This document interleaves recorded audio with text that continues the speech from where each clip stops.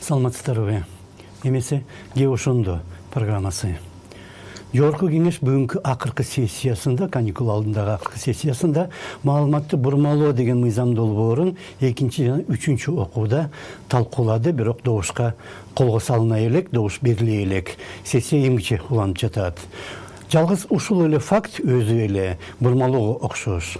Депутат Наталья Никитенко бүгүн айткандай, өзгөчө кырдаал абалында мындай коопсуздук же экономикалык эмес мыйзамды шашылыш түрдө дароо 2 окууда кабыл албаш керек эле. Азыркы учурда менин оюмча бул мыйзам долбоорун кабыл алуу мүмкүн эмес. Андан тышкары регламент бузулуп, бул долбоор 2 жана 3 окуудан чогуу өткөрүлүп жатат. Урматтуу төрага, ушуга көңүл бурсаңыз. Никитенко жана башка депутаттар айткандай, мыйзамды аткаруу үчүн кошумча каражат сөзсүз талаптуу болот. Бирок ал кайсы булактан алынары жазылган эмес. Авторлору болсо эч кандай кошумча чыгым болбойт деп, бул мыйзам адам укуктарын коргоого өбөлгө түзүп, мыйзамдуулукту күчөтүп, фейктерди токтотууга жардамдашат деген пикирди коргоду. Эгерде биз ушул мыйзамды кабыл алып койсок, алдыдагы көп башаламандыктын алдын ала иштерин токтотобуз. Бул адамдардын укугун мына ушул жерден коргойбуз. Ар бир адамдын укугу ушул жерден коргогонго ушул мыйзам жол берет. Фейктер менен албетте күрөшүш керек, бирок кайсы маалымат туура, кайсынысы бурмаланган дегенди мамлекеттик мекеме аныктаса, бул мыйзам бийликтин гана пайдасына иштеп калары бышык. Андай мекеме болуп, же маданият же укук министрлиги болоору күтүлүүдө. Андай болгондо бийликке каршы айтылган сындын баарын бул мекемелер фейктеп, интернетке катуу көзөмөл орнотуп салышы мүмкүн да.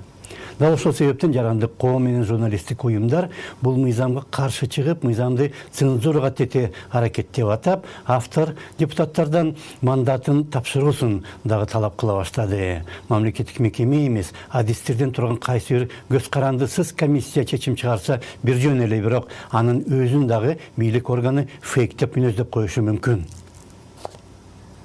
Жалпысынан алганда бул мыйзам Орусияда кабыл алынган мыйзамдарга өтө окшош жана анын философиясы дагы ошондой. Бийликке каршы айтылган сын пикирдин баарын калп деп гана атабастан, эми мыйзамга таянып, аларды интернеттен жок кылуу мүмкүн болуп калат.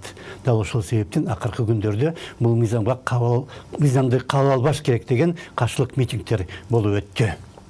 Это не закон, это плагиат! Это не закон, это плагиат! Это не закон, это плагиат! Это не закон, это плагиат! Ушат Асылбаева кетсин! Ушат Асылбаева кетсин!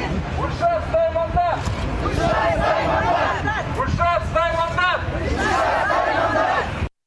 Мыйзам долбоорунун авторлору Гүлшат Асылбаева менен Айнура Осмонова дагы өз пикирлерин билдирди бүгүн. Асылбаеванын айтымында бул мыйзам өтө жакшы документ жана ага каршы чыгып жаткандар фейкти колдогондор. Осмонова болсо 19 июнда өткөн коомдук угууда бул мыйзам долбоорун түзүүдө алар Орусияны кайталабастан эле Франциянын антифейк мыйзамдарын үлгү катары алган. Бул фейк маалыматтар эми бул бизде гана эмес, өзгөчө мына Европада, Америка Кошмо Штатында дагы мындай чоң көйгөй. Франция менен Германия мына мыйзам кабыл алды, биз мына Франциянын моделин алдык өзүчө. Анан Россиянын моделин алды деп дагы айтам, мына факт чекке.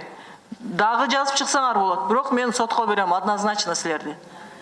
2018 жылдын ноябрында Францияда чындап эле фейк менен жана дезинформацияга каршы 2 мыйзам кабыл алынган, бирок алар негизинен өлкөнү сырттан каптаган пропагандага каршы багытталган жана шайлоо өнөктүгү учурунда гана иштейт. Ошол эле 18 жылдын сентябрында Еврокомиссиядагы дезинформация боюнча жобо кабыл алган. Алар мамлекеттик фейк менен пропагандага каршы иштеш керек. Кыргызстанда болсо аты окшош мыйзам тескерисинче бийликтин камчысына айланып кетиши мүмкүн. Ошондо саламат калыңыздар.